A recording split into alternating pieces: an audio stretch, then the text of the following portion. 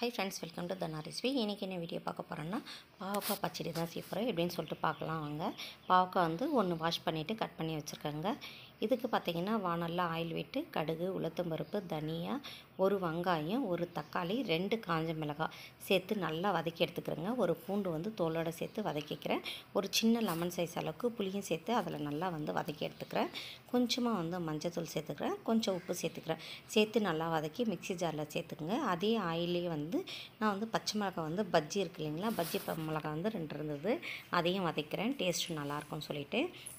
அது கூடயே வந்து கட் பண்ணி வச்சுருக்க பாவக்காய் சேர்த்து நல்லா வந்து ஒரு அரை வெங்காயம், அரை தக்காளி அதையும் வதக்கி கொஞ்சமாக வந்து மிளகாத்தூள் சேர்த்துக்கலாம். சேர்த்து நல்லா வதக்கி விட்டுக்குங்க.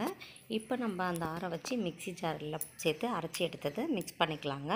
கொஞ்சம் கொரகொரப்பாகவே இருக்கட்டுங்க. சேர்த்து நல்லா மிக்ஸ் பண்ணிவிட்டு மிக்ஸி ஜாரை வந்து கொஞ்சமாக தண்ணி விட்டு கழுவி ஊற்றிக்கோங்க. நல்லா வந்து கலக்கி விட்டு கொஞ்சம் நேரம் மூடி போட்டு நல்லா கிளறி விடுங்க. சிம்மில் வச்சு நல்லா அந்த எண்ணெய் வந்து திரிஞ்சு வரணும். பச்சை வாசனைலாம் போயிட்டு நல்லா வந்து எண்ணெய் திரிஞ்சு மேலே வந்துடுச்சுன்னா நமக்கு ரெடி ஆகிடும். பாருங்கள் எந்த மாதிரி இருக்குதுன்னு சொல்லிவிட்டு. இப்போ வந்து எண்ணெய்லாம் திரிஞ்சு வந்துடுச்சு.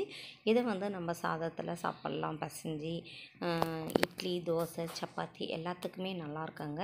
சுகர் பேஷண்ட்லாம் இருக்காங்க இல்லைங்களா, பாவக்காய் எடுத்துக்கணும் இல்லைங்களா, பிபி சுகர் இருக்கவங்க இதை மாதிரி செஞ்சு சாப்பிடுங்க. வித்தியாசமாக கசப்பே தெரியாதுங்க, டேஸ்ட்டு நல்லா இருக்குங்க. இப்போ நம்ம ஒரு பாத்திரத்துக்கு மாற்றிட்டு அந்த வானல்லே வந்து பாருங்கள் சாதம் போட்டு கட்டினி சாப்பிட்லாம். ரொம்பவே சூப்பராக இருக்குங்க டேஸ்ட். கொஞ்சம் கூட கசப்பே தெரியலங்க. இதை மாதிரி யார் வந்து வானல் சாதம்லாம் சாப்பிட்ருக்கீங்கன்னு சொல்லிட்டு மறக்காமல் கமெண்ட் பண்ணுங்கள். எனக்கு ரொம்ப பிடிக்கும். எங்கள் வீட்டில் இருக்க குழந்தைங்களுக்கும் இந்த மாதிரி வந்து நான் புளிச்சக்கீரைலாம் செஞ்சேன்னா அந்த வானல் சட்டிலே வந்து கல் சட்டிலே சாதம் கிளறி கொடுப்பாங்க. விரும்பி சாப்பிடுவாங்க. டேஸ்ட்டு செம்மையாக இருக்கும். இந்த பச்சை மிளகாய் வந்து பார்த்திங்கன்னா காரமே இருக்காதுங்க. இந்த மாதிரி வந்து செஞ்சு சாப்பிட்டிங்கன்னா இந்த வீடியோ பிடிச்சிருக்கும். இந்த வீடியோ பிடிச்சா ஒரு லைக் பண்ணுங்கள், உங்கள் ஃப்ரெண்ட்ஸ்க்கு ஷேர் பண்ணுங்கள். தேங்க்யூ ஃபார் வாட்சிங்.